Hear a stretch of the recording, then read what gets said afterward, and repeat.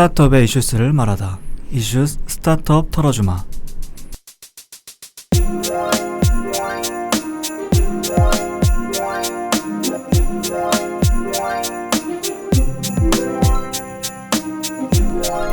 안녕하세요. 안녕하십니까. 이슈스의 주반장입니다. 반갑습니다. 네, 한때 OTT 사업에 몸담았었던 링고입니다. 진짜?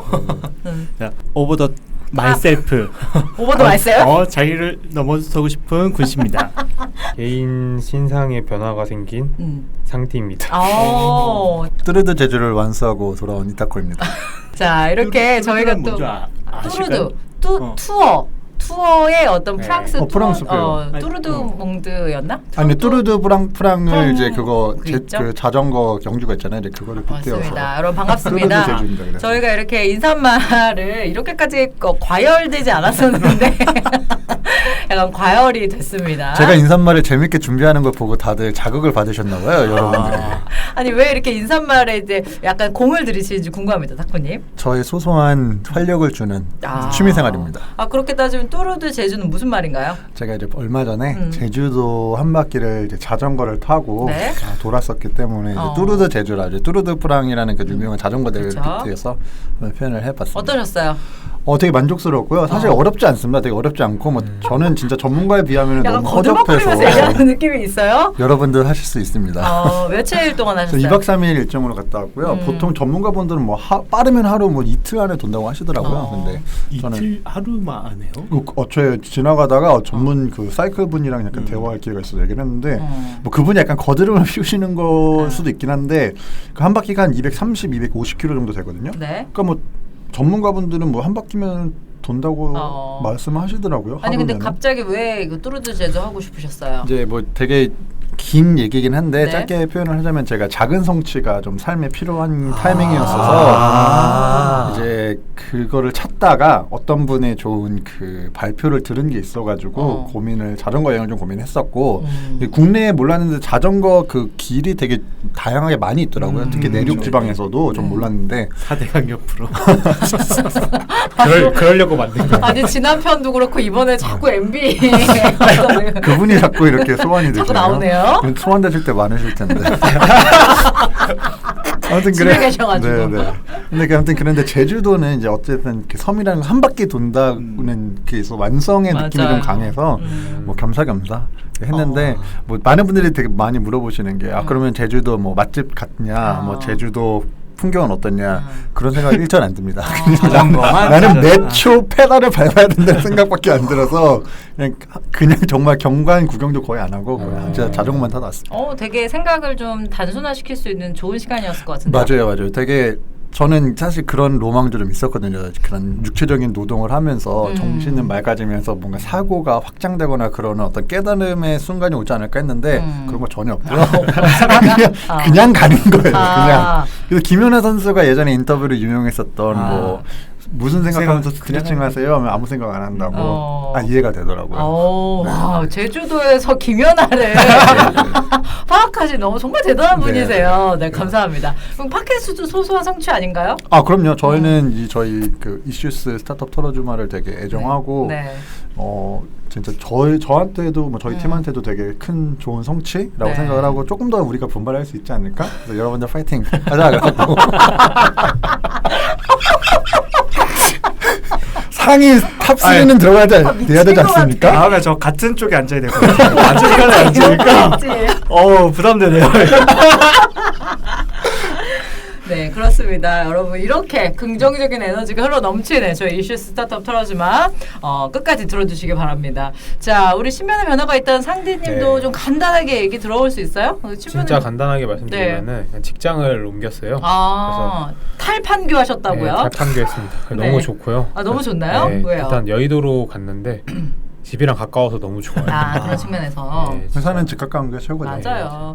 요즘 삶의 질이 진짜 올라갔어요. 올라갔습니까? 진짜 그러겠네요. 판교 거기였으면. 판교와 여의도 어떤 차이가 있나요? 뭐 출퇴근 거리 말고. 사람 많은 건 똑같고요. 네. 사람 많은 건 똑같은데 일단 뭐 여의도는 뭐 저도 있는 사무실이 그렇긴 하지만 고층 빌딩? 그러니까 판교에는 맞아. 고층 빌딩이 없어요. 그러네요. 법적으로 생각해보니까. 못 짓기 때문에 성남 비행장 때문에 네, 그런 거예요? 맞아요. 그리고 딱 땅이 뭐 제가 알기로는 집안 자체가 좀 딱딱해가지고 파기도 힘들대요.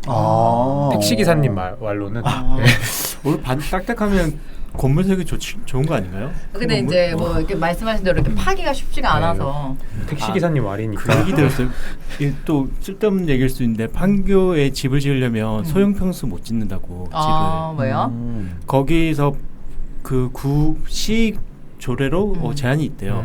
그래서 84제곱미터 이하는 못 지어서 아파트들도 신기하네. 네. 일반 주택들도 그래요. 뭐 판교에 카카오 뭐 타운이 생긴다는 어떤 그런 기사들도 있는데. 그래서 빨리 떴습니다. 그런가요?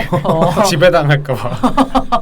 그래도 유일하게 이제 판교 소식을 알려줄 수 있는 게 상대였는데 좀 아쉽긴 하지만 어쨌건 판교를 한번 놀러 가려고 그랬는데 갈 일이 없네요. 그래도 이제 여의도로 입성하신 것을 축하드리면서 여의도 입성한 거 응원합니다. 여의도 입성이라고 하면 뭔가 진건맨 국회에서 국회 정치 보좌관 때문에 왠지 그런 느낌이 들어요. 여의도로 상징성이 좀 있어가지고 그쪽으로 좀 더 가까이 가겠습니다. 알겠습니다. 화이팅 하시기 바랍니다. 자, 이번 10화는요. 저희가 OTT 온라인 스트리밍 서비스 오버 더 탑에 대해서 얘기를 한번 해보도록 하겠습니다. 자, OTT란 무엇인지 간단하게 개념 설명 타코님 괜찮나요? 네, 뭐 OTT는 이제 쉽게 말하면 온라인 스트리밍 서비스고요. 여러분들 네. 되게 많이 사용하시는 유튜브도 포함이 되고, 뭐 네. 넷플릭스, 왓챠, 뭐 쿡TV, 뭐 이제 이런 거 다 OTT에 들어가고요. 네. 이제 원래는 이제 케이블 박스가 예전에 케이블 그 텔레비 시청할 때 필요했었잖아요. 그렇죠. 그래서 이제 셋톱 셋톱 박스라고 박스. 하는 그렇죠.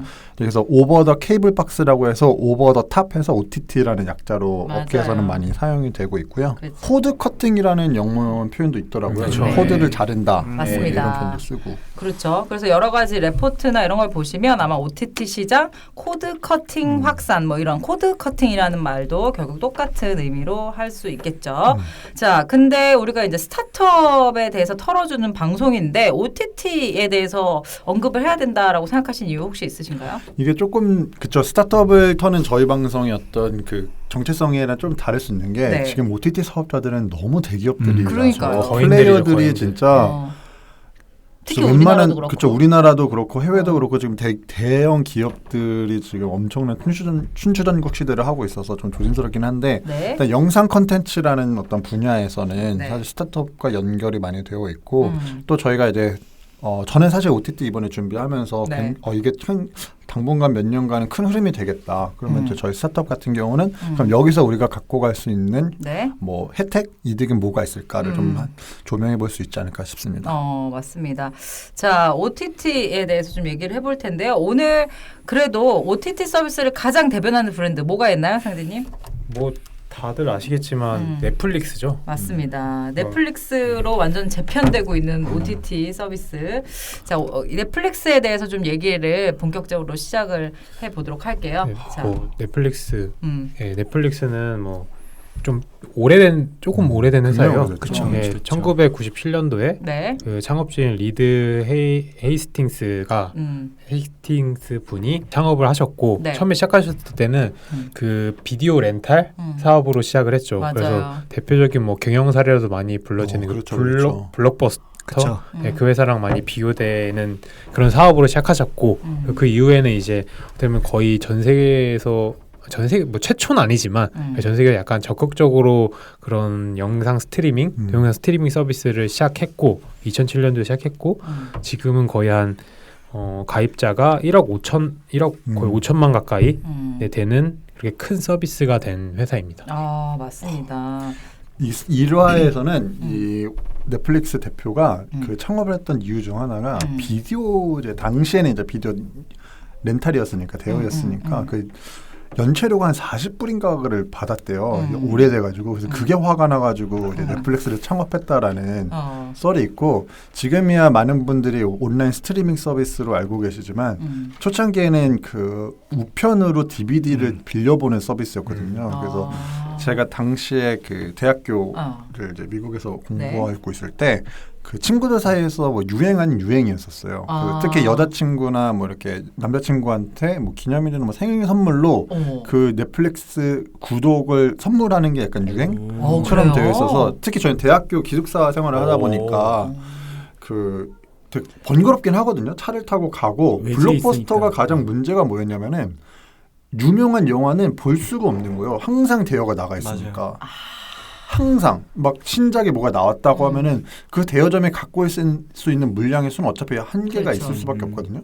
근데 이제 항상 대여가 나가 있으니까 되게 불편하고 막 헛걸음치는 경우도 많고 이랬었는데 넷플릭스는 구독을 하면은 뭐 그 플랜에 따라 다르지만 뭐 3개면 3개 영화를 내가 DVD로 우편으로 받고 반품할 때도 그냥 제 우편함에 그 방송 거기에 넣어서 보내면은 반송이 돼서 되게 그 편리함이 되게 컸었죠. 구독 서비스의 시초네요. 정말 일종의. 구독서 그 비디오 콘텐츠 구독 서비스 시초가 됐던 거죠. 좀 다른 얘기일 수도 있는데 저도 어렸을 때 만화책을 많이 봤거든요. 근데 저도 정말 연체를 많이 해가지고 그 금지 만화책방이 몇 개 생길 정도로 그래서 저는 제가 만약 어렸을 때 그 사업이란 걸 알았다고 하면은 그때 저도 그런 걸 해보지 않았을까. 뭘요? 그러니까 저도 이런 이렇게. 스트레스가 있었거든요. 뭔가 아까 그 창업주도 대표 창업주도 그런 연체 그런 것 때문에 있으니까. 얘기를 했잖아요. 저도 만화책을 많이 밀려봐서 맞아요. 오늘 이 자리를 빌어서 죄송하다는 말씀.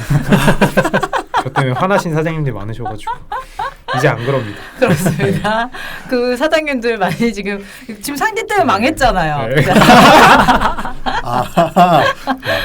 만화책 대여 산업이 네. 상징 때문에 나와. 그렇죠. 그러네, 그러네. 안 보이지 않는 되겠네. 손. 나비 효과입니다. 자, 그래서 정말 타코님이 얘기하신 게 진짜 정말 옛날 일종 얘기도 아니거든요. 정말 아니에요.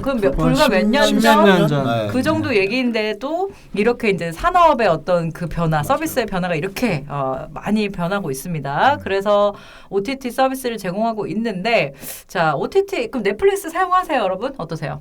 사용하죠. 어떠세요? 좋죠. 좋은데 제가 그 말을 너무 말을 더듬으세요? 욕하는 거 아니죠? 그게 호불호 중에 뭡니까?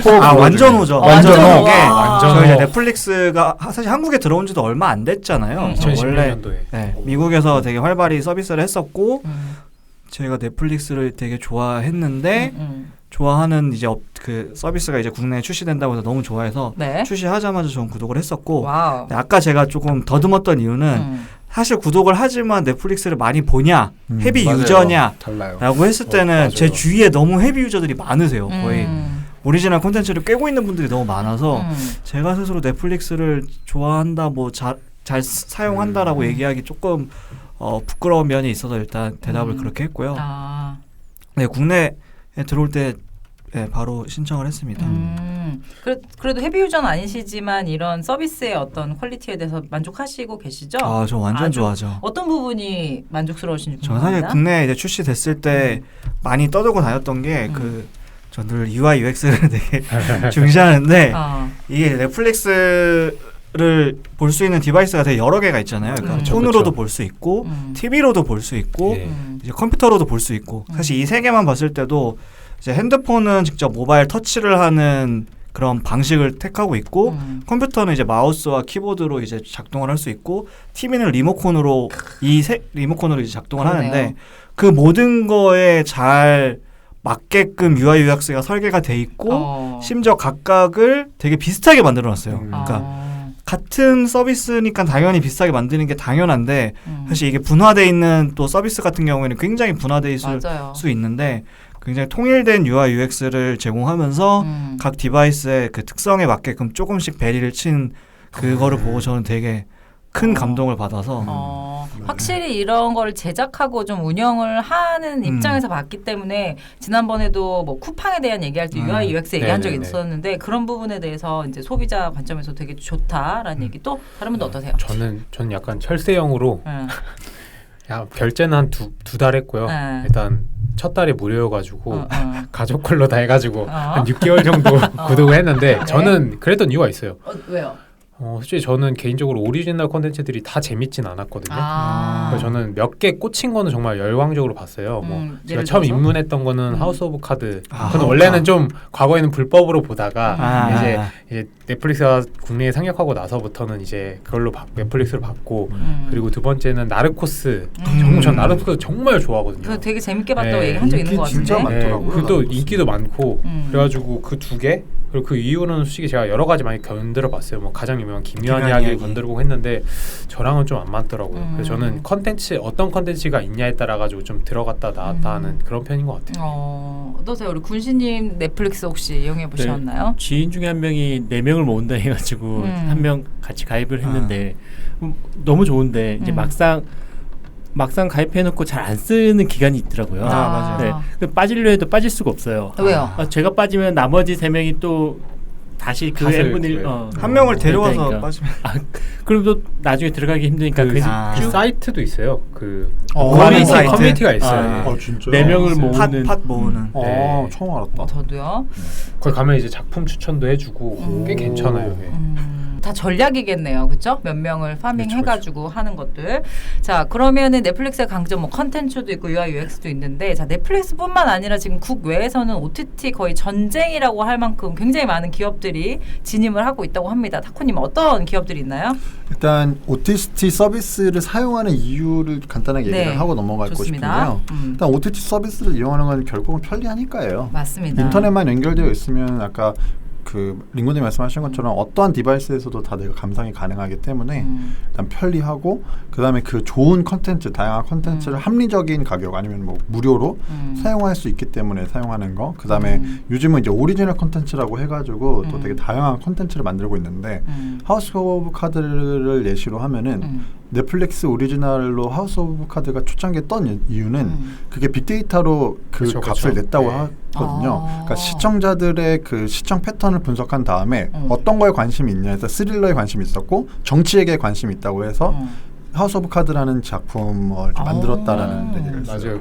그 주인공이었는데 지금 케빈 약간 스페이시. 성추문으로 빠지신 분이 그래요. 아쉽죠, 그분도 아쉽죠. 어떻게 보면 그 선호도에 맞아요. 기반해가지고 케빈 캐스팅한 스페이스가 거잖아요. 갖고 있던 네. 그 배우로서의 영향력이 있었기 때문에 저도 그래서 사실 하우스 오브 카드 되게 좋아하고 되게 재밌게 봤고 시즌 후반에 갔을 때 저 약간 좀 힘이 빠져서 마무리를 맞아요, 하진 맞아요. 않았는데 네, 그렇게 하고 되게 재밌어서 좋아했고 그 다음에 이제 국경을 넘는 서비스 액세스가 가능하다라는 게 저는 되게 큰 이유라고 생각하는데 사실 넷플릭스의 성장도 탈 미국 하면서부터 더 커졌을 거라고 저도 생각을 그쵸. 해요. 네. 맞아요. 그러니까 북미 지역을 넘어서서 하면서 그럼 넷플릭스는 이제 전 세계적으로 사용자들의 입맛에 맞는 콘텐츠를 제공할 수 있고 제작할 수 있게 되면서 국내에서는 이제 킹덤, 맞아요. 그다음에 아스날 연대기도 아스달 연대기. 아스달 네. 연대기도 시초죠. 일단 보좌관도 네, 보좌관도 그렇고 이제 그런 식으로 해서 하는 것 같고 지금 이제 국내 이제 해외 미국 특히 이제 OTT 서비스는 제가 이번 조사를 하면서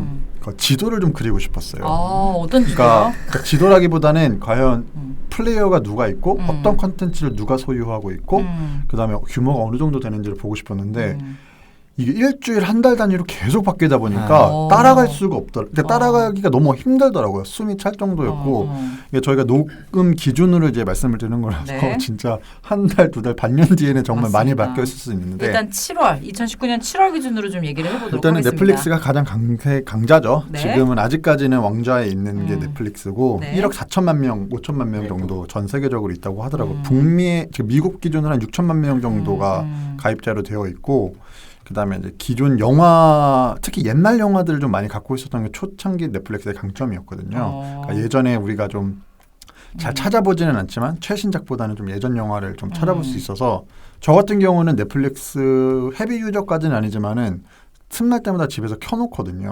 그러니까 여기 빠져버리는 좀 단점이 있기는 한데 그냥 옛날 영화나 좀 예전에 보고 싶었지 한번 봤지만 또 재밌어서 또 보는 막 그런 영화를 많이 찾게 되고 있고 그다음에 오리지널 컨텐츠를 넷플릭스가 만들기 시작하면서 그 호불호는 뭐 갈릴 수 있긴 하지만 되게 그게 강세가 된 어떤 서비스가 돼서 네. 이제 그렇게 되고 있고 그다음에 이제 미국에서는 아마존 프라임 그래서 이제 회원 수는 1억 1천만 명이래요. 그 제프 베조스가 작년 말에 이제 보내는 그 레터에 주주선 1억 명이라고 넘었다고 하는데 이제 이 숫자는 사실 우리의 쿠팡 로켓 배송처럼 약간 그 아마존이 갖고 있는 그 아마존 프라임 멤버십에 포함된 값이라서 이게 뭐 정확하게 시청자 수가 1억 명인지는 사실 조금 의구심이 들긴 하지만 이제 좀 차이가 있긴 하지만 아마존 해서 아마존 프라임을 결제를 해서 쿠팡 빠른 배송을 로켓 배송을 받으면서 넷플릭스와 유사한 그런 이제 OTT 서비스를 이용할 수 있다는 장점이 있는 거죠. 어떤 형태로 보면 번들 나름 오리지널 콘텐츠도 있다고 하더라고요.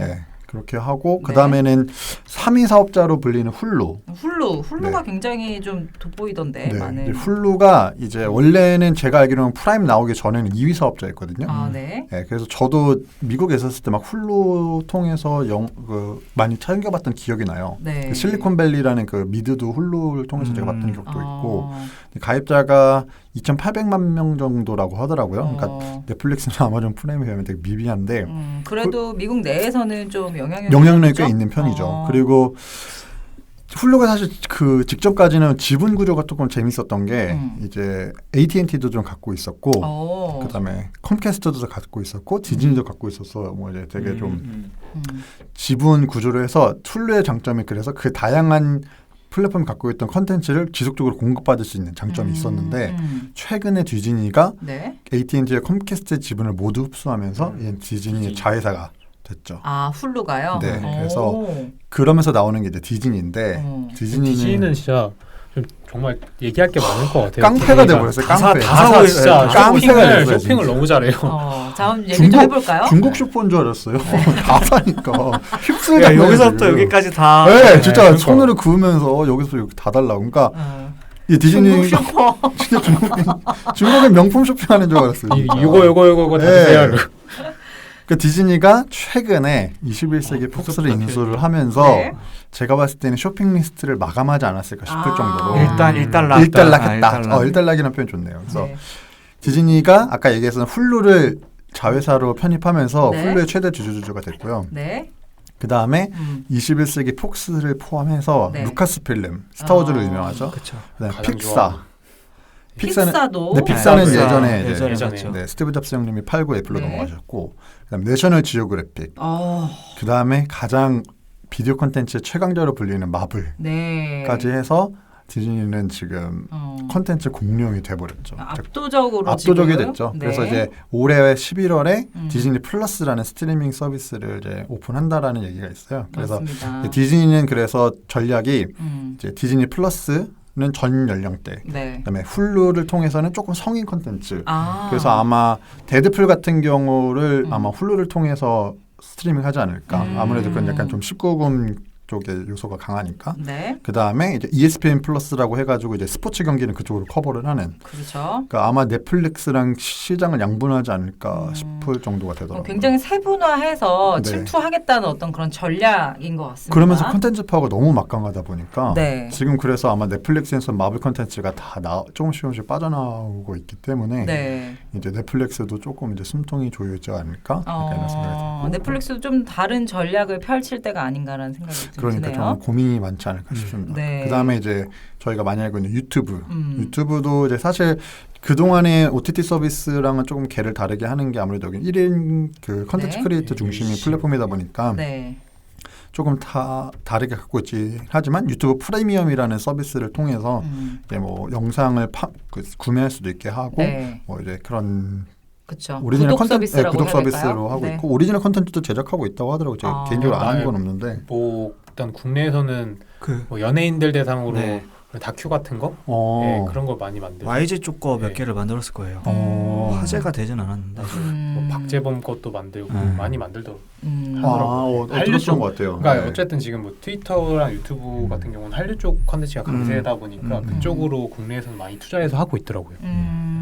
그다음에 뭐 얘기가 계속 길어지는 것 같아서 좀 최대한 빨리 집중. 아니 천천히 하셔도 돼요. 하고 다. 싶은 게 그다음에 이제 컴캐스트가 있어요. 네, 컴캐스트는 약간 미국에서는 케이블 사업자로 맞습니다. 좀 큰 기업인데 이번에 MBC 유니버셜을 인수하면서 저희가 미국 그 공중파 그 케이블 중에서 제일 큰 MBC라는 채널, 그다음에 유니버셜 스튜디오 우리가 잘 아는, 그다음에 거기에 테마파크, 와우. 그다음에 그 위에 몇 개 그 좀 유명한 그 케이블 채널까지 흡수를 하면서 이제 또 컴캐스트가 그 아무래도 자신의 영향력을 좀 확대하는 것 같고, 네. 그 다음에 이제 좀 이 MBC 유니버셜 인수할 때 좀 웃겼던 게 웃겼다기보다는 하는 게 이게 되게 독과점 금지법 때문에 미국 FCC에서 이걸 금지를 하려고 했어요. 그러니까 금지라기보다는 굉장히 태클을 많이 걸었었는데 네. 이제 일단은 당분간은 유니버셜 콘텐츠에 대한 독과점을 하지 않는 조건으로 그래서 이제 뭐 좀 허가를 해줬다, 인수를 오케이 해줬다라는 얘기가 있고, 그 다음에 이제 AT&T. 근데 좀 들어보니까 진짜 미국엔 케이블 사업자가 정말 많네요. 정말 많아요. 지역마다 있지 많죠. 않나요? 네, 그리고 채널도 진짜 많고 채널마다 좀 특색도 강해서 그러니까 저희 우리나라는 그 케이블도 이번에 그 종편 네, 같이 종편, 해가지고 종합편성 약간 채널. 좀 네. 어떻게 보면은 경쟁력이라고 해야 될까 차별점이 사실 많이 없는데 제 기억에 미국 케이블은 각자 갖고 있는 그 아이덴티티가 조금 강해서 예, 좀 차이가 있는 것 같아요. 국내도 원래는 초기에는 되게 다양한 회사들이 있었는데 네네. 대부분 CJ가 먹어버린 그렇죠, 거죠. 그렇죠. 네. CJ랑 오리온. 네. 네. 맞다 오리온도 있었죠. 네. 그렇죠. 우리 조금 죽었죠. 그 다음에 AT&T. 네. AT&T는 미국에서는 약간 SKT 아니면 KT처럼 통신사. 약간 통신사로 되게 큰 기업인데 이번에 워너브라더스를 인수를 하면서 네. 그러니까 미디어 오너를 같이 흡수하고 그러면서 HBO를 갖게 됐어요. 맞아요. 이게 좀 그게 가장 상징적이지 크죠. 않나요? 그렇죠. HBO가 그래서 2020년 봄에 음. HBO 맥스라는 스트리밍 서비스를 이제 오픈하겠다. 그래서 얘기를 해서 HBO의 꽃은 그거 아닌가요? 왕자 게임, 게임. 게임. 네, 왕자의 왕자의 게임. 게임이죠. 게임. 네, 그래서 지금은 어찌됐든 HBO가 사실 넷플릭스 이전에는 약간 오리지널 컨텐츠라고 해야 될까? 약간 네. 그런 거에 되게 강세를 강했었잖아요. HBO 채널 맞아요, 있어요. 맞아요. 아, 이거 웃긴 게 얘기 들어보니까 이번에 왕자의 게임이 끝났잖아요. 네. 완결되고 난 이후로 그 아까 초반에 말씀 코드 커팅이 엄청 일어났대요. 아. HBO에 보던 구독자들이 맞아요. 다 서비스를 진정한. 구독 해지하는 그런 것들이 엄청 발견해가지고 혹시 컨텐츠의 힘이 사실 대단하다. HBO는 초창기에 그러니까 케이블 채널인데 또 유료 유료. 채널을 했었어야 됐어요. 음. 왜냐면 컨텐츠 퀄리티가 되게 좋았거든요. 제 기억에 섹스 앤더 시티가 아마 네, HBO에서 맞아요. 했었던 걸로 기억하거든요. 어. 그런 식으로 계속 컨텐츠를 되게 잘 만드는 케이블 채널이었기 때문에 이제 프리미엄 케이블 채널이라는 그게 있었는데 이제는 아예 스트리밍 서비스를 개시하겠다라고 해서 또 웃긴 게 AT&T가 DC 코믹스를 갖고 있대요. 그 DC 맞아요. 코믹스는 뭔가요? 저는 그 슈퍼맨, 배트맨. 쪽이 아, 있죠. 배트맨. 마블은 아이언맨, 캡틴 아메리카 쪽이다 보니까 네. 이것도 좀 되게 웃길 것 같고 그 그 다음에 아시는 저희 세대에선 되게 유명했던 그 프렌즈. 그 그렇죠. 프렌즈를 넷플릭스에 모른다고 하지 잘 마세요. 모르겠네요. 에이. 레이첼 팬이었어요, 모니카 팬이었어요. 전 진짜 안 봤어요. 아, 진짜? 네, 진짜 잘 영- 몰랐어요. 진짜요? 친구들도 잘 모르는데. 와, 저희 저렇게 때는 순수한 눈빛으로 막 눈을 2004년이 마지막 시즌이었는데 와, 진짜 맞아요. 근데 사실 2004년이었나요? 영어 공부할 때 프렌즈로 많이 하고 막 이랬어가지고 2004년도 때 중학생. 예. 빅뱅 이론은 아시죠? 네? 빅뱅 이론. 빅뱅 이론이요? 빅뱅 들어는 시절이. 들어는 봤어요. 진짜예요? 아니면 지금 연기하는 거예요? 진짜요. 콘텐츠 쪽 다니신다면서요? 맞아, 안 그거는 되겠네. 그러니까. 바이블 수준인데 에이. 이거 바이블 수준? 에이. 자, 아무튼 그리고 전 참고로 PB 좋아했습니다. PB. 나도 그 생각하고 왜 있었는데 PB파가 있구나. PB가 좀 이렇게 엉뚱한 매력이 있잖아요. 둘만 물어봐서 전 좀 아, 섭섭했습니다. 그렇습니까? 죄송합니다. 300만 PB 팬들 제가 죄송합니다. 자, 그래서 아무튼 그래서 AT&T는 이번에 넷플릭스에 프렌즈가 계약이 되어 있었는데 그 독점권을 이번에 사온다고 하더라고요. 그러면서 넷플릭스가 위기라고 느낄 수 있는 부분은 위기인지는 모르겠지만 많은 콘텐츠가 좀 많이 빠져나갈 것 같아요. 당분간 좀 짧은 시기 안에. 네. 사실 큰 위기라고 저는 생각이 드는 게 네. 그러니까 이제 그 하우스 오브 카드가 이제 넷플릭스의 빅데이터 전략 속에 나왔다라고 말씀을 하셨는데 그 이후로 넷플릭스가 갔던 행보는 사실 데이터 분석이라기보다는 이제 물량 공세에 좀 더 가까웠다고 보거든요. 그래서 오리지널 컨텐츠를 굉장히 많이 확대를 하면서 이제 제작비도 되게 충분하게 주고 좋은 뭐 스태프분들, 좋은 배우들을 해서 오리지널 컨텐츠를 만들었는데 재미있는 게 그래서 실제로 넷플릭스에서 제일 많이 시청자들이 보는 게 오리지널 콘텐츠냐 아닌 거죠. 그 뉴스에도 최근 뉴스에도 맞아요. 나오는데 이제 프렌즈와 더 오피스가 이제 시청률 1위와 2위인데 여전히 프렌즈도 이제 뺏기고 더 오피스도 뺏겨서 그래요? 네. 이렇게 되면 사실 넷플릭스가 힘을 받기가 되게 어려워질 수 있겠다 그런 생각이 드는데 또 한편으로는 아까 타코님도 잠깐 언급하셨지만 사실 넷플릭스의 지금 가입자 규모나 이런 걸 봤을 때는 되게 탈미국을 잘 한 것 같아요. 그래서 방금 제가 얘기한 것들은 대부분 이제 미국 시장에서 이제 그 주도권을 뺏기게 된 거를 제가 말씀을 드렸는데 사실 또 미국을 벗어나면 다른 나라에서는 여전히 큰 영향을 끼치고 있을 수도 있겠다라는 생각이 드네요. 근데 저는 그 넷플릭스 오리지널 전략이 처음엔 자기 자체 스튜디오에서 컨텐츠를 만드는 거잖아요. 근데 이제는 해외로 나가면서 현지 있는 스튜디오에서 만들던 거를 2차로 들어와가지고 오리지널이라고 해가지고 서비스하는 게 많아지다 보니까 현지 전략으로는 그게 참 잘 맞죠. 어떻게 보면 지분 투자 같이 그 제작비의 일부 지금 뭐 아스탈련덱이나 보좌관이나 이런 것들이 다 그런 형태로 참여가 된 거거든요. 그런 형태로 하다 보면은 뭐 자체 스튜디오에서 하는 그런 컨텐츠 제작의 한계 이런 걸 뛰어넘을 수 있고 로컬라이징도 가능하고 그렇죠. 또 그 로컬에 건진 거를 글로벌화 시킬 수 있다 보니까 저도 그 그런 식의 전략은 참 좋은 것 같아요. 그러니까 로컬라이징을 잘 하는 게 결국에는 글로벌 그쵸? 브랜드로 잘 안착할 수 있는 부분인데 넷플릭스는 그 부분에 조금 하다 보니 어쩌면 미주 시장에서는 이런 자리를 좀 내주고 있지 않나라는 걸로 좀 이해할 수가 있네요. 멀티는 잘 확산했는데 지금 본진이 털리고 있는 거죠. 그렇죠. 파는 다 깔아주고 자기네들이 진짜 알맹이는 못 갖고 가고 있는 이런 상황이네요. 그렇죠? 이게 진짜 너무 넷플릭스 입장에서는 좀 진짜 좀 억울하다고 해야 될까요?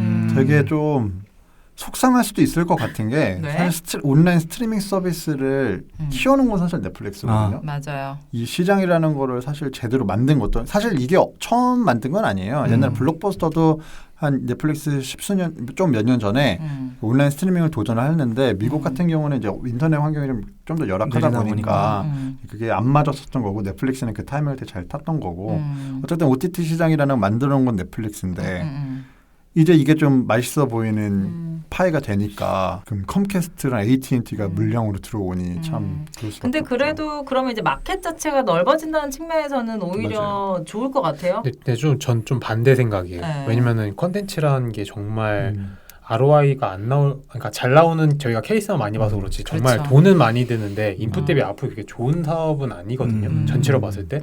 근데 예를 들어 디즈니 같은 경우에 진짜 몇 조씩 해가지고 내가 컨텐츠 만들어 놨더니 얘네는 그냥 플랫폼을 만들어 놓고 싼 비용을 조달해가지고 컨텐츠 뿌려가지고 이렇게 사용자 확장하고 돈 벌고 하니까 컨텐츠 제작자 입장에서는 약간 방송국 그러니까 제작사들이 방송국 욕하는 것처럼 하여튼 똑같이 느꼈을 것 같아요. 그래서 방송국 놈들. 네, 방송국 놈들 맨날 그냥 송출만 하는 거 가지고 돈 벌고 우리는 돈은 쇠 다 빠지게 벌고. 막 현장 가서 그럴 수 촬영하고 있네요. 하는데 이럴 것 같아요. 좋은 관점인 것 맞아요. 같아요. 근데 맞는 말씀이신 것 같아요. 진짜 디즈니 입장에서는 당연히 할 수밖에 없기는 해요.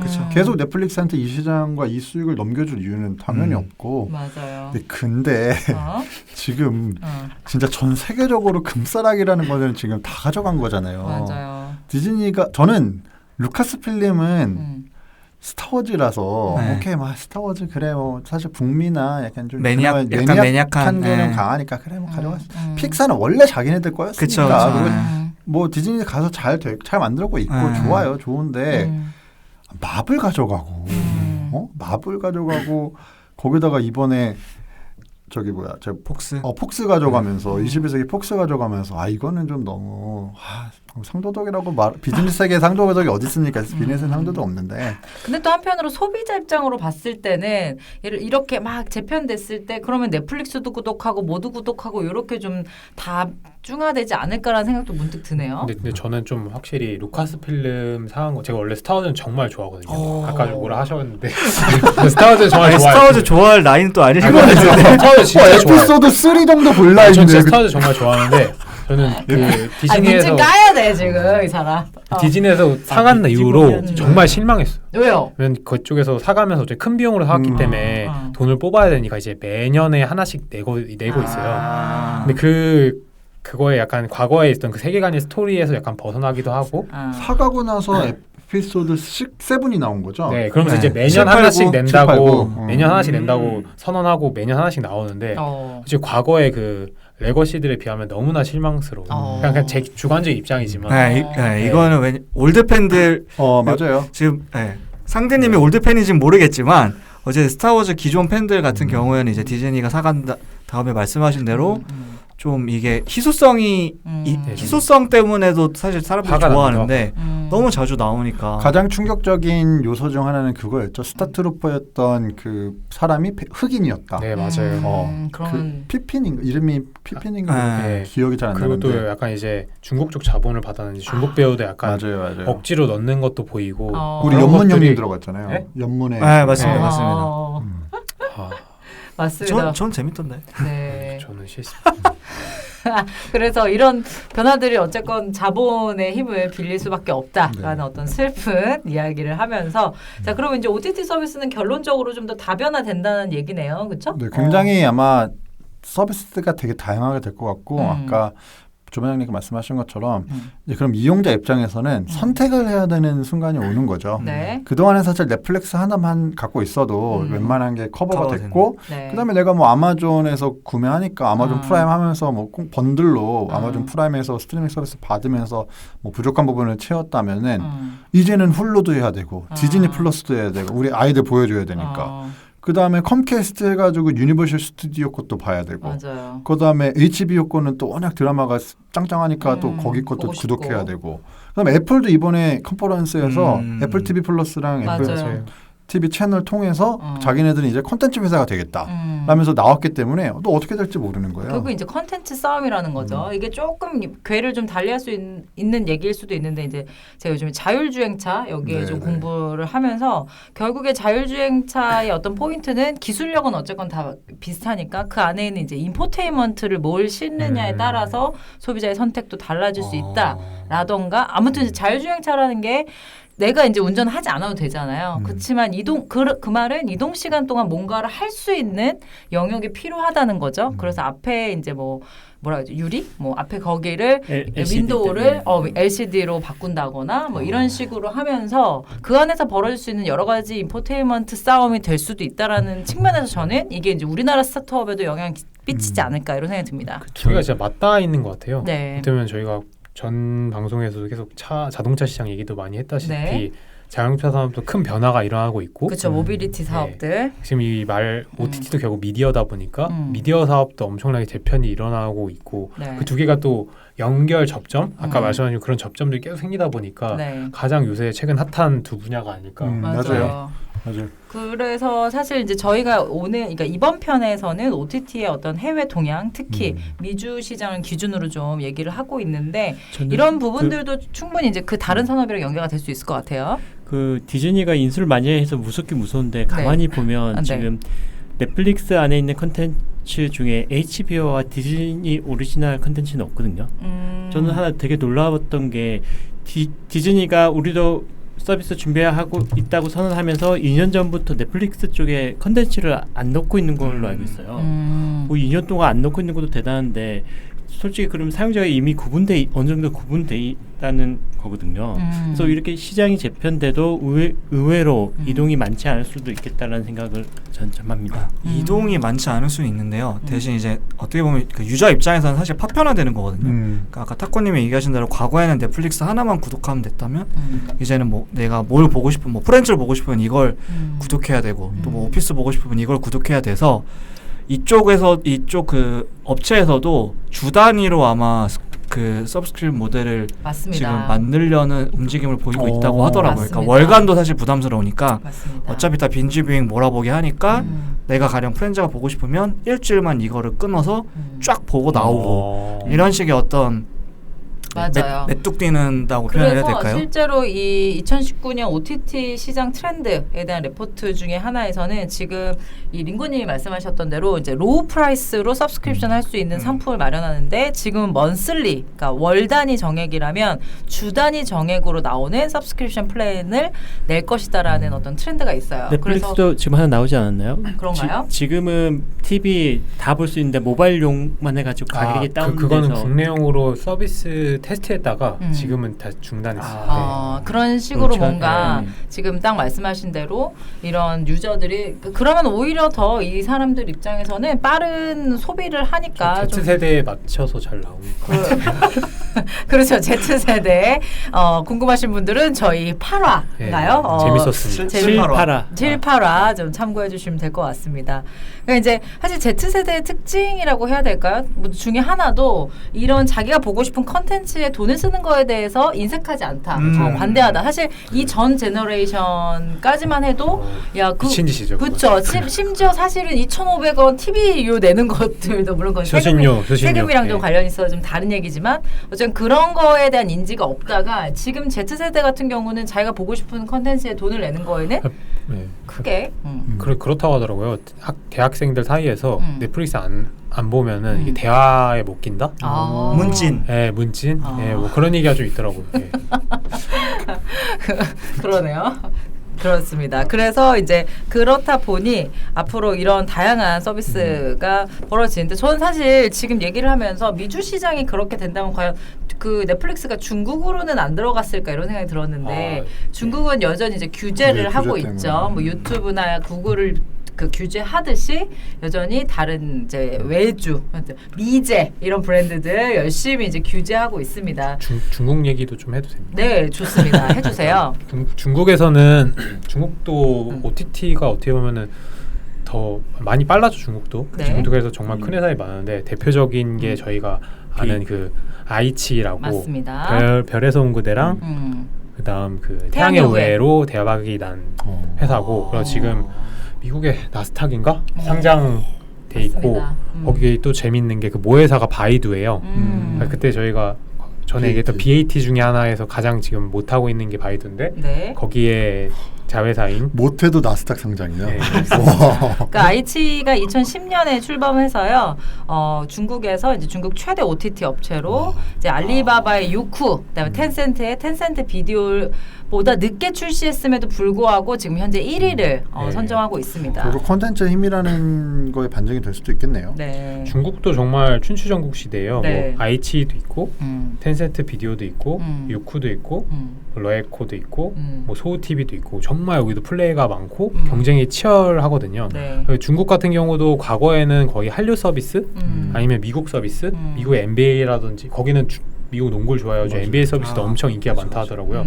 미국의 영화나 드라마로 처음에 재미를 보다가 이제 중국에서 자체적으로 오리지널 컨텐츠를 만들면서 또 그쪽 시장도 엄청나게 확대되고 있다고 하더라고요. 네, 맞습니다. 중국 컨텐츠 얘기하니까 그 제가 요즘 그 중국 주제로 된 이제 북클럽을 참여하고 있는데 거기 분들은 중국에 되게 많이 알고 계셔서 어쨌든 거기서 나왔던 얘기 중에 되게 좀 개인적으로 재밌다고 생각하고 충격적이라고 생각했던 거는 저희가 요즘 디즈니에서 예전에 애니메이션 실사를 되게 많이 하잖아요. 그러니까 어떻게 보면은 컨텐츠 리사이클링이 되는 건데 중국은 이미 그거를 되게 예전부터 하고 있었대요. 그러니까 저희가 알고 있는 다양한 손오공 얘기나 뭐 이런 얘기들을 그 연도마다 그러니까 매년은 아니겠지만 그 시즌마다 이렇게 재편을 해서 다들 아는 내용인데 또 보고 하면서만 이제 그런 식으로 해서 중국은 뭐 그런 컨텐츠 리사이클링이 이미 문화적으로 되게 많이 활성화가 되어 있다고 하더라고요. 그래서 되게 신기하다라는 생각을 했었어요. 지금 어떻게 보면 아까 제가 그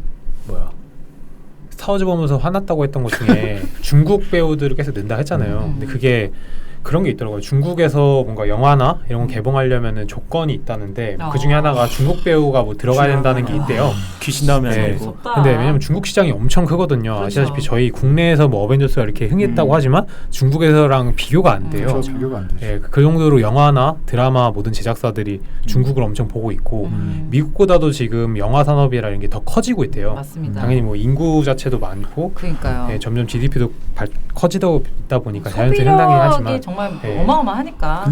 근데 중국은 근데 저는 많이 보지는 않지만 소위 말하는 중국 공산당이 짱입니다라는 성격의 콘텐츠가 되게 많이 제작된다고 들었는데. 그렇죠.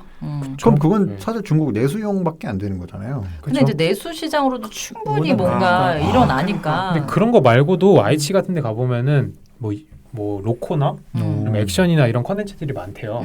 저도 뭐 언어가 안 돼가지고 잘 못 보지만 한참 관심 많은데 들어가서 많이 봤는데 컨텐츠적인 부분에서 당연히 아직은 많이 부족하죠. 근데 우리나라 그때 한창 PD나 아니면 제작사들 많이 넘어갔죠. 네, 넘어가면서 점점 발달하고 있다 하고 어쨌든 전 세계가 중국 쪽으로 보고 달려들고 있는 상황이다 보니까 제가 봤을 때는 엄청나게 빠른 속도로 미국만큼 성장할 것 같아요. 저도 그렇게 네. 생각해요. 중국 시장의 어떤 파급 효과는 그 이제 소위 말하는 그 중국 밑에 있는 동남아 뭐 베트남, 인도네시아나 뭐 라오스, 미얀마 같은 어떤 중화권이라고 그쵸, 그쵸. 우리가 통칭하는 거기까지 미칠 수 있기 때문에 그런 부분에서는 충분히 좀 승산이 있지 않나. 그리고 그러면 이제 이 타임에 좀 궁금해지는 게 음.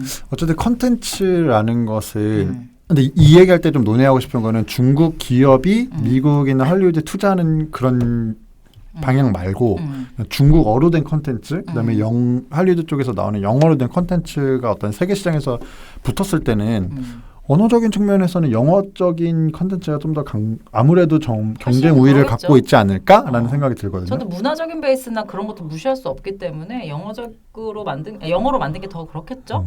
사실 미국 최고의 수출 품목은 할리우드 영화라고 하잖아요. 네, 그러니까 컨텐츠가 갖고 있는 힘, 그다음에 그동안 전 세계 시장에서 네. 갖고 있었던 그 위상이 있다 보니까 그러니까 제가 그냥 정말 제가 정말 제 작은 생각으로 좀 생각해보자면은 어쨌든 중국에서 그런 컨텐츠 회사가 미디어 회사가 내수 시장으로 좀 몸집을 키우고 아까 디즈니처럼 인수를 할 것 같아요. 그 대표적인 사례가 완다그룹에서 부동산으로 유명한 완다그룹에서 맞아요. 그 주라기 월드 만들었던 레전더리 픽처스를 인수한 게 엄청 큰 화제였거든요. 그런 것 같이 거대 자본을 내수해서 키운 거대 자본을 바탕으로 인수하는 작업해가지고 스튜디오는 현재에 두고 실질적으로 모회사는 중국인 거죠. 그래서 가끔 중국 배우 넣고 중국 문화 넣고 그런 게 꽤 많았던 것 같은데 네. 바로 생각은 안 나는데 맞아요. 그런 식으로 뭔가 점점 잠식해 나가는 그런 게 굉장히 크죠. 인디펜던스 데이 2에서 중국 여배우가 나오거든요. 아, 그래요? 그 보면서 되게 어이없다게 그 중국 배우는 되게 미모의 여성분인데 그 포지션이 그 전이랑 되게 달라요. 그리고 그러니까 중국 배우분이신데 그래도 꽤 대사도 좀 많고 그다음에 뭐 어떤 역할도 조연이긴 하지만 그 큰 결정을 하기도 하고 또 그 다음에 퍼시픽 림 2에서 보면은 중국 기업이 세계를 구해요.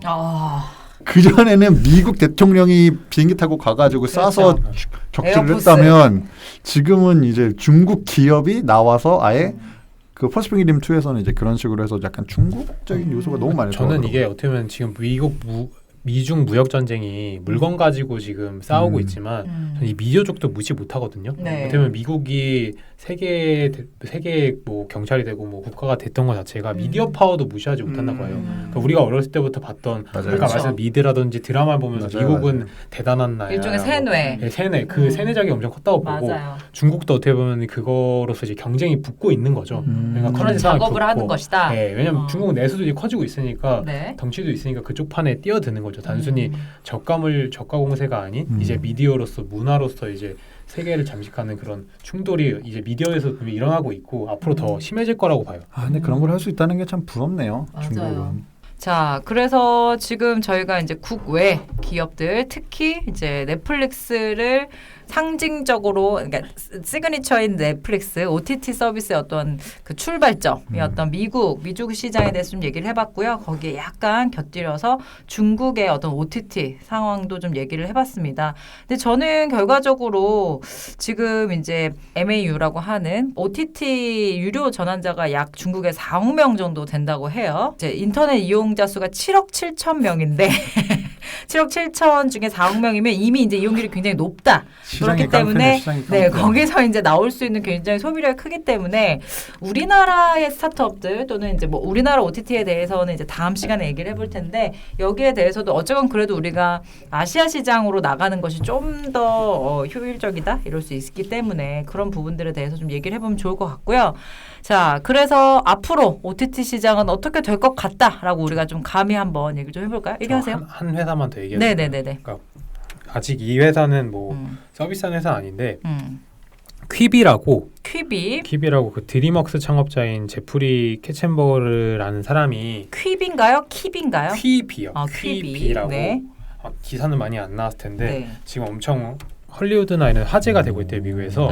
뭐냐면 여기는 쇼폼 컨텐츠, 그러니까 좀 짧은 영상으로 저희 Z 세대나 밀레니엄 세대 타겟으로 한 그런 서비스를 하려는 회사고요. QUIBI네요. 네. 네. 그래서 지금 디즈니나 MBC 유니버셜, 그다음 음. 워너미디어, 중국의 알리바바한테 투자를 받아가지고 초기 시드머니 1조로 지금 회사를 서비스 준비 중이고 네. 2020년 3월 런칭을 보고 있대요. 근데 여기가 정말 특이한 게 네. 여기는 제작비를 한 화로 따지는 게 아니라 분당으로 따진대요. 와. 그러니까 분단 제작비라 1억이나 투자를 한다 해가지고 프리미엄 쇼폼 오리지널 콘텐츠를 만들다는 그런 캐치프레이즈로 서비스를 준비하고 있더라고요. 되게 이거 좀 신선한데요? 네. 보고 저도 느꼈던 게 어쨌든 지금 드라마들은 제 친구 중에 그런 얘기를 한 친구가 있어요. 이제 드라마를 못 보겠대요. 1시간 러닝 타임이 너무 길어가지고 충분히 그럴 수 있네요. 저도 좀 그런 게 있는 게 많이 넘겨봐요 요새. 그러니까 보좌관도 넘겨보셨어요? 보좌관은 안 넘겨봤죠. 근데 맞는 얘기인 것 같아요. 왜냐면 우리가 지난 Z세대 얘기했을 때 웹드라마도 결국은 편당 10분에서 15분을 넘기지 않았는데 근데 그 타코님이 그때 무슨 얘기했냐면 짧아서 과연 이게 이야기 전개가 될까 했는데 그 안에 뭐 감정선도 다 보여주고 뭐 해결 갈등 뭐 다 나오니까 그런 거에 익숙한 Z세대 입장에서 1시간 정도의 긴 타임을 견디기 쉽지 않기 때문에 퀴비 같은 어떤 콘텐츠 사업자가 충분히 승산이 있을 수 있겠다는 생각이 듭니다. 근데 저도 지금 방금 기사 검색했는데 큐비가 네?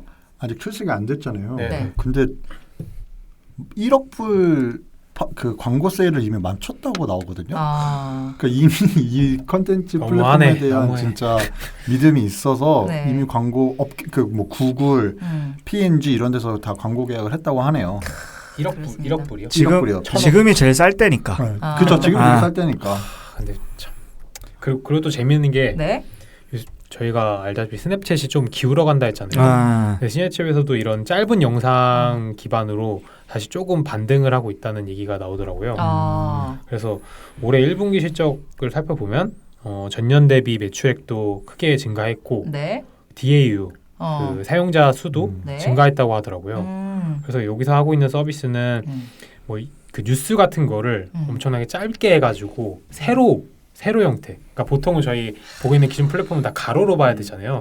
저 넷플릭스 보면서 조금 불만이었던 게 저는 뭐 이렇게 뭐 하면서 딴 것도 하고 하려고 하는데 무조건 이게 넘어가니까 이거 가로 모드로만 봐야 되니까 전 이게 엄청 불편했거든요. 근데 지금 스냅챗 같은 경우는 뭐 컨텐츠 제공할 때 바로 챗하다가 바로 볼 수 있는 이 세로 형태로 제공하다 보니까 그거에 대해서 엄청 그 Z세대나 실제 사용하는 사용자들이 반응이 좋았나 봐요. 그래서 이걸 통해 가지고 뉴스를 처음 접했다는 게 좀 웃기긴 한데 미국 워낙 채널이 많으니까 그걸 처음 접했다는 Z세대 친구들도 있을 정도로 그 파워풀한 게 있는 것 같아요. 맞습니다. 그 한국에도 거의 비슷한 14F라고 MBC에서 하는 세로로 만든 뉴스가 떠오르네요. 그래서 이렇게 이제 OTT 시장의 어떤 새로운 대안을 특히 Z세대를 기준으로 13세, 24세 연령대를 타겟으로 하는 컨텐츠들 이런 것들이 많이 이제 지금 출시되고 있습니다. 앞으로 더 정말 그야말로 추추전국 시대가 될 것 같고 재밌을 것 같아요. 소비자들 입장에서는 좀 더 선택권이 많아질 수 있겠다라는 생각이 듭니다. 근데 저는 왜 파편화가 아니라 정리돼 가고 있다는 느낌이죠. 어떤 측면에서요? 그러니까 예를 들어 디즈니가 여러 회사 인수하니까 디즈니 하나만 가입하면 되는 거잖아요. 오히려? 네. 그렇지 않다고 하네요. 네, 저는 이게 그렇게 않다고 보는 게 저도 컨텐츠는 강자가 될 수 없거든요. 어디서 잘 만든다 해서 거기가 100년 만년 잘 만드는 게 아니라 또 새로운데 진짜 조그만 데서 만들어서 팡 터질 수도 있고. 저는 약간 픽사는 영원할 겁니다. 그 TVN에서도 여러 가지 채널 CJ 많이 사고 이러고 있지만 결국 또 이제 많이 그 채널이 더 세분화되고 있다 그런 측면이 있기 때문에 오히려 정리된다기보다는 저도 약간 좀 많아지는 느낌이 들고. 자, 그래서 이제 전 세계가 이렇게 움직이고 있으면 과연 국내 그래도 우리나라도 컨텐츠 나름 강국 아닙니까? 한류 컨텐츠도 있어서 그런 컨텐츠 강국이 플랫폼은 또 어떻게 재편해 나가고 있는지 우리 다음 시간에 여러분들과 함께 또 얘기해 보도록 하겠습니다. 마지막으로 앞으로 이렇게 될 것 같다. 짧게 세계 OTT 시장에 대한 얘기 한번 하고 마무리하도록 하겠습니다. 자, 어떻게 될 것 같아요? 저는 사실 전망을 얘기하기보다 프렌즈 빠지기 전에 빨리 봐야겠다는 생각. 좋아요. 그런 거 좋아요. 하고 있습니다. 와, 근데 프렌즈 정주행하려면 그거 진짜 몇 날 며칠이 필요할 텐데. 그렇죠. 와, 자, 그렇습니다. 우리 권씨님은요? 저는 지금 킥보드 검색하는 사이트가 하나 저희 본 적 있잖아요. 그런 것 킥보드요? 전동 전동 전동 킥보드. 전동 킥보드. 킥보드. 네네네. 그것처럼 이제 너무 파편한 약간 이렇게 많아지면 한 군데에서 검색하고 서비스 볼 수 있는 서비스가 하나 나올 메타 때가 되지 메타사로. 않았을까? 어. 나올 수 있겠네요. 네. 그 차리세요 그거를. 자 우리 다 차려요? 얘기만 나오면 작업하는. 상디님. 저는 아까 네. 타코님이 초반에 얘기하셨던 그 제작사들이 엄청 흥하는 지금 시대다. 뭐 그렇게 해가지고 정말 지금 제작사도 많이 생기고 있고 어떻게 보면 국내 제작사들이 엄청 힘들었어요. 뭐 그때 한창 조금 인기일 때 2010년 초반 때 많이 상장도 많이 했지만 그래도 엄청 힘들거든요. 수익을 내는데도 변변찮지도 않고 맞아요. 뭐 최근에 양극화가 심하죠. 예, 거의 그 우리가 알고 있는 유명한 CJ 자회사 스튜디오 드래곤도 그렇게 돈 막 못 돈을 벌어요? 잘 벌고 있지는 않아요. 주가도 뻥튀기 돼 있고 이번에 아스갈 연대기는 뭐 광고 세일즈 잘해가지고 뭐 마이너스 안 봤다 하지만 우리나라 그 컨텐츠도 평균 단가가 높아지다 보니까 수익성이 좋진 않거든요. 근데 그런 상황에서 넷플릭스라는 그 쇼핑왕이 나와가지고 컨텐츠를 많이 사주고 있다 하더라고요. 그래서 저는 긍정적인 효과인데요. 네, 전 그래가지고 제작사들이 빨리 이때 많이 팔았으면 좋겠다. 그 자본 바탕으로 스튜디오 좀. 드래곤에서 건불류 제작하는 걸로 알고 있는데. 근데 이게 맞아요. 이게 그것도 제작이 특이한 게 지금 그거와 비슷하게 60일 지정 생존자라고 아, 네네네. 그거 같은 디즈니 경우도 나오는 거. 네, 그거 같은 경우도 공동 제작이에요. 그러면서 공동 제작하면서 스튜디오 드래곤은 그 IP나 이런 걸 사오고 실제 제작은 다른 조그만 제작사에서 하는 경우가 많죠. 예. 그럼 실제 돈을 벌 수 있는 구조가 아니네요. 그것도. 그러니까 이것도 그 게임 스튜디오 같은 그쵸, 개념으로 그쵸. 많이 하는 그쵸, 거죠. 그쵸. 퍼블리싱은 그 모에서 하고 아래로 그 제작 대행만 시키고. 예. 저는 이거 이번에 준비하면서 노다지나는 거는 제작사가 될 거라고 저도 생각을 했는데 근데 저는 산업 구조를 이해하고 있는 상황은 아니라서 그렇게 했는데 아무래도 이렇게 그 내 플랫폼 사업자가 많아지면 좋은 콘텐츠에 대한 수요는 더 늘어날 테고 왜냐하면 플랫폼 입장에서는 이용자를 모객할 수 있는 건 결국 콘텐츠의 힘이 될 수밖에 없잖아요. 네. 뭐가 재밌다 그러면 들어가서 봐야 맞아요. 되니까. 그러려면 재밌는 콘텐츠를 제작할 수 있는 제작사 쪽에서는 경쟁 우위를 가질 수 있지 않을까? 그래서 노다지나는 거는 제작사이지 않을까 싶고 맞습니다. 저는 그 군수님 말씀하신 거에 좀 연장선으로 분명 암흑의 채널이 분명히 하나 생길 것이다. 이 모든 컨텐츠를 뚫을 수 있는. 뚫을 수 있거나 아니면은 모아서 보여주는 유저 서비스가 됐거나 하지만 당나귀 이런 건가요? 그쵸 옛날에 우리 토렌트 유명했었던 것처럼 이걸 뚫으면은 지금 웹툰으로 처벌받는 것보다 어마어마한 빡세게. 고소미들이 그렇죠, 날라올 것 그렇죠. 같은데요.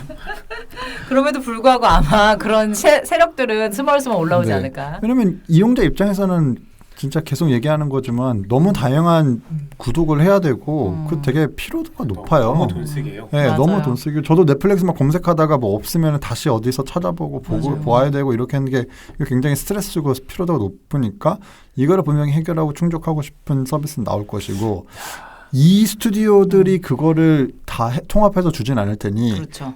이럴 수 있죠. 자기가 다운받아 놓고 자기 클라우드에 올린 다음에 돈 낸 사람은 들어와서 봐라. 근데 그러면 난 HBO 거도 있고 넷플릭스 거도 있고 디즈니 거도 그건 있고. 그럼 블록체인이네요. 네, 그렇죠. 블록체인 결제는 블록체인으로. 블록체인. 역시. 네, 저도 컨텐츠 사실 블록체인으로 충분히 구현될 수 있는 P2P 시장으로 만들 맞아요. 수 있다고 맞아요. 생각하기 때문에 그거에 좀 동의를 합니다. 네. 저는 그렇게 생각해요. 결국 우리가 막 AI가 발전이 되면서 뭐 로봇과 인간의 차이 이런 얘기를 많이 하는데 결국 재미를 추구하는 건 인간의 속성, 아주 고유한 속성이라고 생각하기 때문에 재미있는 컨텐츠를 만드는 플랫폼 사업자, 제작자, 결국 재미를 추구하는 거는 인간의 마지막 욕구가 그러네. 아니, 뭐 마지막은 아니지만 아무튼 고유의 욕구니까 그것들을 잘 활용하는 사람이 이제 좋은 선점하지 않을까. 이런 생각이 듭니다. 터미네이터가 그 지배하는 세상에 와도 어차피 로봇들은 코미디나 예능 뭐 영화 이런 거 관심 없을 테니까 그렇죠. 코미디언들은 계속 살아남겠네요. 뭐 감동, 뭐 재미 이런 그렇죠. 것들은 결국 인간의 속성이거든요. 그래서 저는 개그를 AI로 하면 참 무섭겠네요. 그리고 로봇이 웃는다고 생각해 보세요. 너무 무섭잖아요, 그렇죠? 그래서 그런 부분들까지 이제 이런 OTT를 얘기하다 보니까 좀 생각이 났습니다. 다음 시간에 이제 국내 어떤 여러 가지 상황들에 대해서 얘기를 해 보도록 하겠습니다. 이슈스 없탈마. 여기까지 하겠습니다. 감사합니다. 감사합니다.